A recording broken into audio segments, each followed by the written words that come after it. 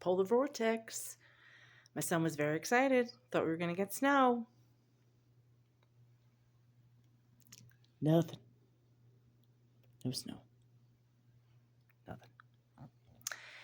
2-hour delay this morning because it was too cold. Just got a call. Guess what? Got to pick him up an hour early. So, I guess it was kind of a snow day, but without the snow. I don't know. I'd rather have snow. Especially when you never get it.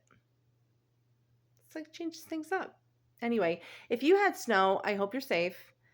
And I hope you're enjoying it. Have some hot cocoa.